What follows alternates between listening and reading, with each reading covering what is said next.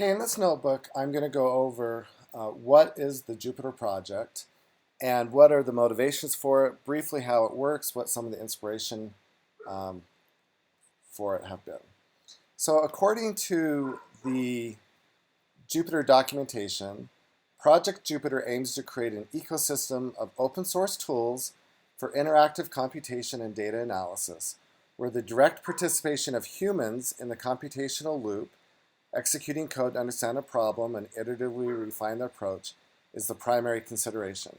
So trying to facilitate a human interacting with a computer interacting with data. Jupyter is an evolution from the IPython notebooks to a language-independent notebook ecosystem. And the original motivation for the IPython notebook was a concept called literate computing. I think this was created by the developers, motivated by Donald Knuth's idea from the 70s of literate programming.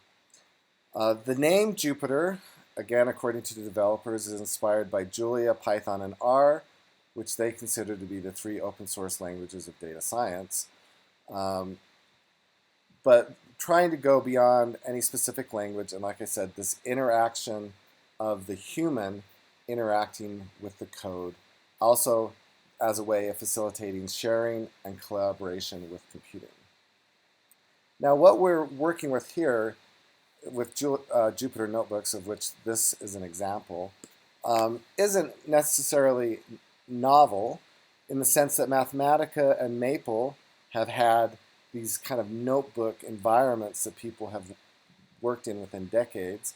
Sage Math is a concept that predates Jupyter and is kind of contemporary to the IPython notebooks.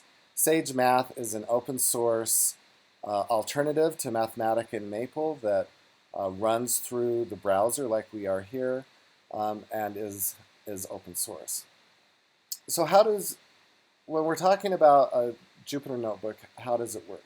Well, we have the user sitting here with our smiley face, and we are interacting entirely through our browser. So the browser is communicating information to us, and we're executing various commands through the browser.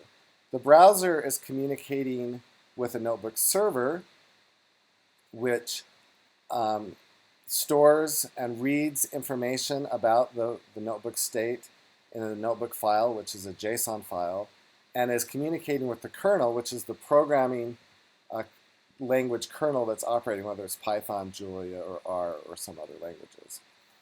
So all this is hidden from, let's see, I can do some outlining here. All of this is pretty much hidden from the user, and all the user needs to concern themselves with is the notebook file that's being saved and that they're editing through the browser. Okay, Jupyter Notebooks have become quite important in data science recently. So this chief technology of O'Reilly Media has said Jupyter Notebook is the new front end for data science and AI at both a strategic and tactical level. If your organization needs to increase your analytical capacity at scale, you need Jupyter.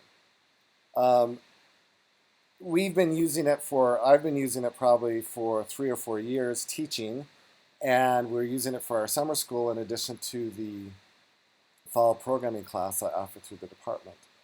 Matt Seymour, who's my co-PI on the R25 for the summer data science school, says pretty much everywhere he goes, Jupyter Notebooks are being discussed. When he was at Oak Ridge, to talk about Oak Ridge data science collaboration with the VA, the focus of the discussion was on Jupyter Notebooks. When he was at the COIN directors meeting for the VA, again, Jupyter Notebooks were a big part of that discussion. Wendy, in her participation in the NLM strategic planning, the representative from the NSF that was on the committee was saying Jupyter Notebooks are going to transform science.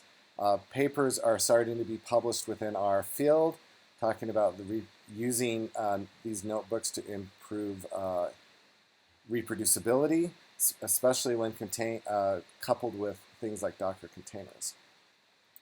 Multiple employers that our students might be interested in are using Jupyter Notebooks. For example, here in town, Health Catalyst uses Jupyter Notebooks for their front end for their data scientists.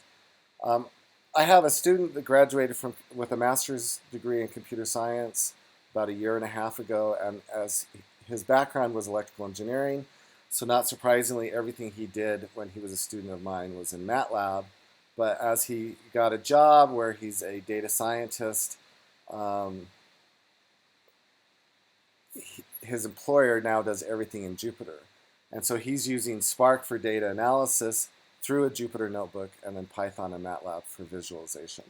So while you may be tempted to think that this is a niche idea that's coming out of the Python community, it is very widespread adoption and widespread opportunities for our students as they learn this.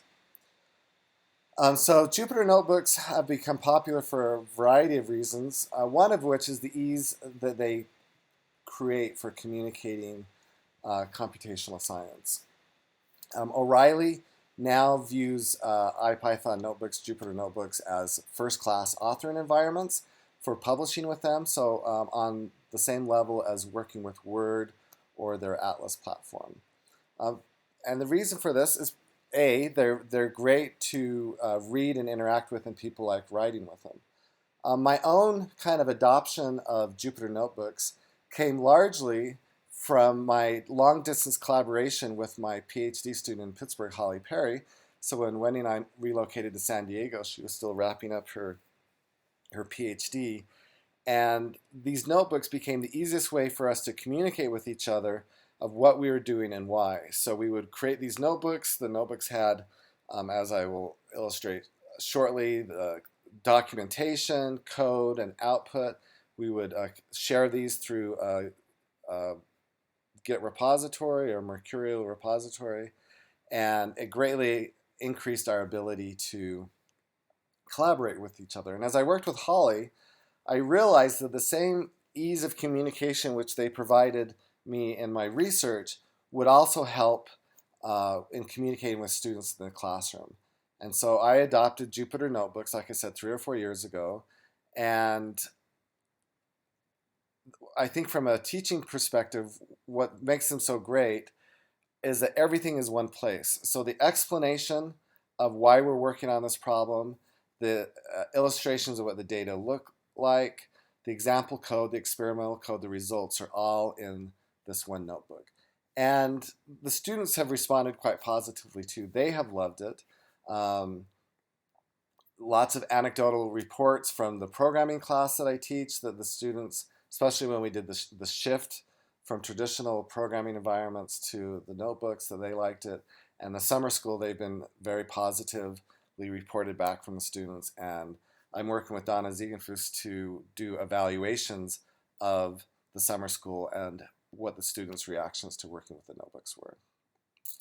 So as I've said, the Jupyter project came out of the IPython notebooks that were developed, and the Jupyter developers officially support 3 languages, Python, R, and Julia, but there are over 40 community-maintained kernels that you can use Jupyter Notebooks with. So you can use it with Fortran, Spark, Sass, Haskell, Ruby, JavaScript, Scala, Erlang, so on. So for almost any language that you would be interested in using, there is a kernel for working with that language in the Jupyter Notebooks, including C and C++. So what's a notebook? A notebook is a file is simply a JSON file with a .ipynb suffix that resides on our computer, and it consists of 3 types of cells. We have markdown cells, code cells, and output cells.